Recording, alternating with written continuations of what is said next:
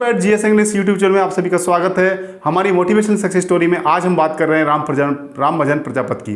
दोस्तों, यूपीएससी 2022 के रिजल्ट में एक नाम राम भजन प्रजापति का भी है, जिन्होंने 667वीं रैंक के साथ यूपीएससी में चयनित हुए हैं। और दोस्तों, वो राजस्थान के दौसा के छोटे से गाँव बापी के रहने वाले हैं।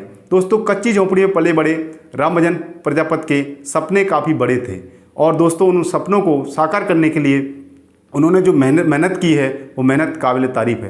दोस्तों, माता पिता मजदूरी करते थे, एक भट्टे पर पत्थर तोड़ने का काम करते थे। राम भजन प्रजापति उनमें हाथ बटाने का काम करते थे और पत्थर तोड़ने का काम उन्होंने भी किया, लेकिन उन्होंने उनका दिल जो था वो पत्थर तोड़ने से काफ़ी मजबूत हो गया और उनके इरादे भी काफ़ी मजबूत हो गए और इसके बाद उन्होंने जो संघर्ष किया वो काबिल तारीफ़ है। दोस्तों, पढ़ाई भी की, मेहनत मजदूरी भी की और मेहनत मजदूरी करते करते 2012 में दिल्ली पुलिस में उनका चयन हो गया। लेकिन यहाँ पर भी राम भजन प्रजापति रुके नहीं और उनके हौसले बुलंद रहे, मेहनत का जज्बा वही बरकरार रहा। दोस्तों, पुलिस की नौकरी काफ़ी हार्ड होती है।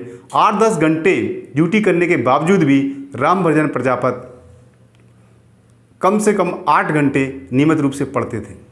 दोस्तों, कई बार उन्होंने छुट्टी का आवेदन दिया, लेकिन अधिकारी ने उनकी छुट्टी भी कई बार कैंसिल कर दी। तो उनके मन में विचार आया, क्यों ना मैं ऐसा अधिकारी बनूं जो छुट्टी सैंक्शन कर सके।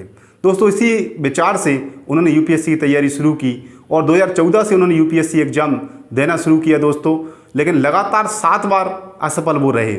उनकी असफलता पर वो कहते हैं कि मुझे पीछे मुड़कर देखने के लिए क्या है और मेरे पास खोने के लिए है भी क्या। एक बिल्कुल साधारण पृष्ठभूमि और मजदूरी करने वाली पृष्ठभूमि से मैं आता हूँ, इसलिए मुझे खोने के लिए कुछ भी नहीं है, पाने के लिए सब कुछ है। और इसी विचार और धारणा से वो लगातार प्रयास करते रहे और दोस्तों उनकी मेहनत रंग लाई और 8वीं बार वो यूपीएससी में 667वीं रैंक से चयनित हो गए हैं। दोस्तों, यहाँ पर ये भी बात बड़ी महत्वपूर्ण है जो उनके जीवन की मेहनत और उनके जज्बे को दर्शाती है कि न केवल उन्होंने पढ़ाई की, बल्कि उन्होंने अपनी पत्नी को भी, जो केवल 8वीं पास थी, उनको गाँव में रख करके पढ़ाया। और एक और विचित्र बात, जो कि गांव का जो जीवन होता है, आप में से कई लोग गांव से संबंध रखते होंगे, जानते होंगे कितनी मान्यताओं और कितनी परंपराओं को पालन करना पड़ता है। दोस्तों, उनकी पत्नी स्कूल यूनिफॉर्म पहन करके स्कूल जाती थी, ये बहुत बड़ी बात थी।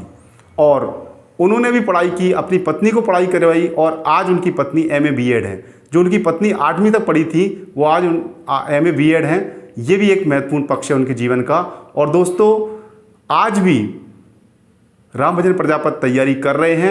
8वीं बार में सफलता प्राप्त करने के बावजूद भी अपनी रैंक को सुधारने के लिए वो 9वीं बार फिर यूपीएससी प्री एग्जाम देने जा रहे हैं। निश्चित रूप से इस प्रकार का संघर्ष आपको प्रेरणा देगा, आपको बताएगा कि कहीं से भी किसी प्रकार की विपरीत विषम परिस्थितियाँ व्यक्ति को मजबूर नहीं कर सकती हैं। अगर व्यक्ति के इरादे मजबूत हैं, हौसले बुलंद हैं, तो कोई ताकत नहीं है कि उसको रोक सके।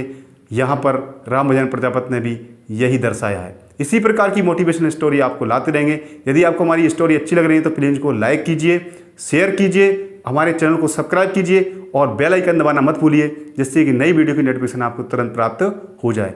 Thank you very much. Have a nice day.